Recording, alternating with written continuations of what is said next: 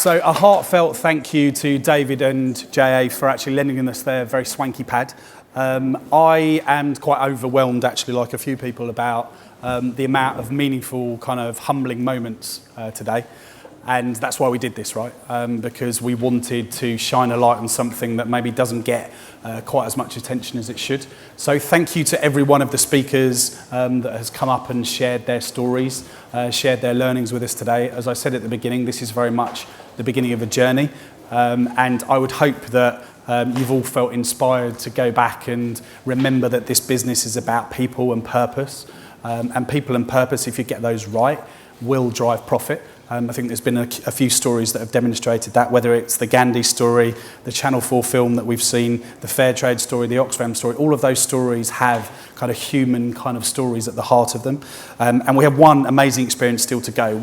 Before I wrap up, George the Poet is going to give us a very memorable experience. So I'm just going to do a very quick wrap up. I'm not going to do my presentation because I know you've all been sitting very comfortably, but you're probably quite keen to have a drink and you've got homes to go to. Because as Catherine told us, we need to work less, so that means we need to go home and spend time with our families and our friends. So it'd be awful if I kept you here for the next hour. But let me just put a few messages out there.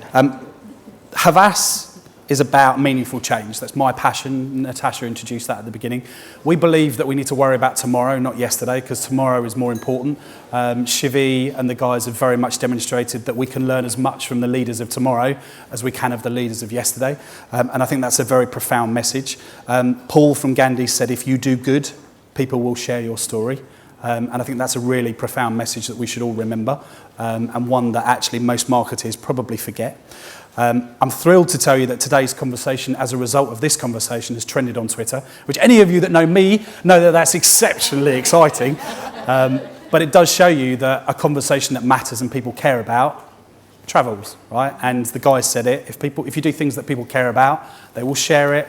Unfortunately, it was on Twitter, not on Instagram, Alistair, but I'm sure you'll forgive me. The if I care, I'll share line is actually a Facebook, Instagram line, so I'm kind of commenting on your business as well.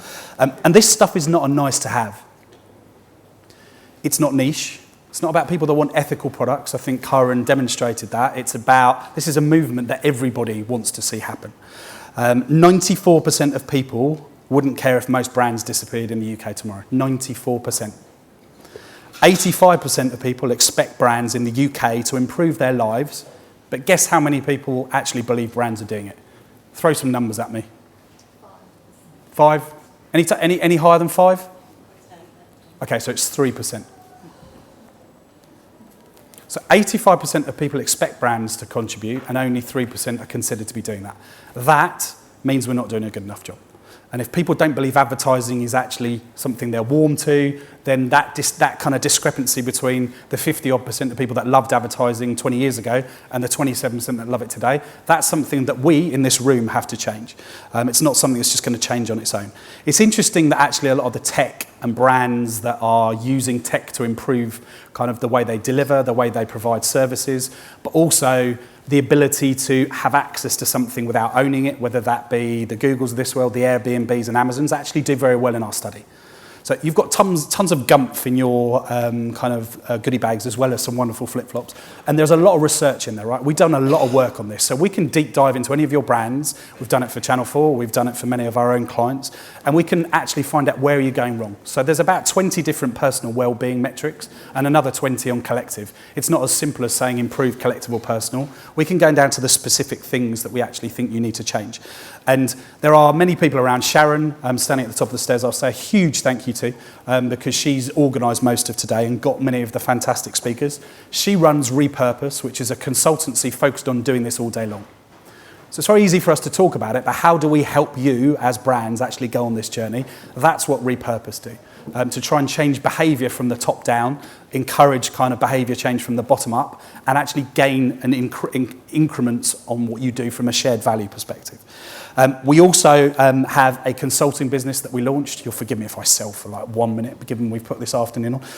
A business called HMG Consulting, which is designed to disrupt the agency model. So we understand you can't go back and just make this stuff happen. There are barriers in the way. There are people that maybe don't buy into this, that don't necessarily share your passion. There are silos in departments. There's education gaps. There's talent gaps. HMG Consulting is designed to try and help deal with some of that so that you can go on this journey, as is Repurpose. So we would encourage any of you, if you think this has been of value, to reach out to us and have that conversation. But more than that, actually what I'd remind you about is that if you get this right, if you get the people and purpose and engagement right, and you actually treat marketing in the same way you treat building relationships with the people around you, the people you work with, then you get most of those things right. I think the human story that the guys have told us about Gandhi's demonstrates that. And why is it any different? I mean, social is so powerful because it's social. Because it's people interacting with other people. They don't necessarily need to be together in the same room, but they share passions, they share interests, and that's a very powerful thing. So brands need to understand that as much as agencies. Be more authentic, be more human, be real, because actually when people want to come and talk to you and they ask to speak to you and they ask to get hold of Philip Green, there's a reason for that, and if you're ignored, that will end up with people kind of pushing away from you. And yes, that story, that might have been a difficult one, but there are many other stories that demonstrate that if you ignore what people want, you'll die. So you have to consider that and rethink it. We've also had a lot of lessons in leadership. I mean, Peter said very early on that 30% of CEOs think they're doing the right thing to take us on this journey. I'm betting that probably 25% of them said that because they think it's the right thing to say. The reality is there aren't that many. There aren't enough examples of this happening.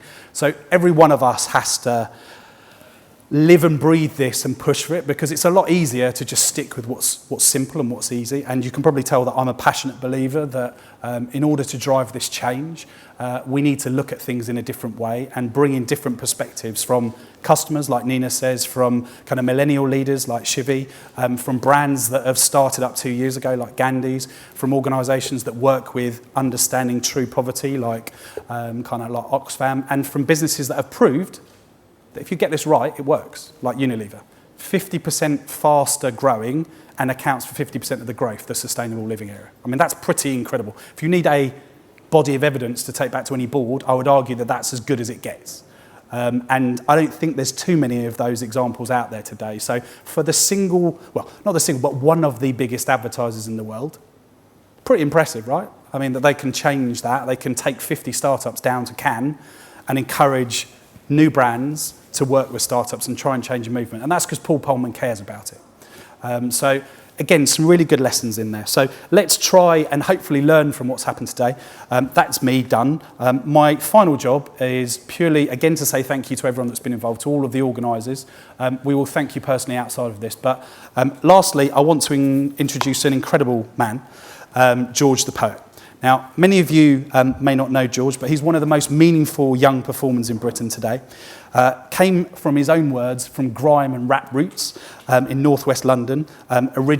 His parentage and his kind of family came from Uganda, and has shifted his medium into poetry in order to better communicate his social mission. So very much the same mission that the Gandhi boys have talked about and we've touched on today. His journey to fame is a road paved with inspiration, courage, determination, belief, very much like the Gandhi story. And he's about challenging the thinking of the past. I am a wordsmith and I did an English Lit degree, so I'm a big fan of language and words. And George is possibly one of the best kind of wordsmith technologists I've ever heard perform. So we are going to leave you with a very impressive guy that's going to leave you with a very impressive message. So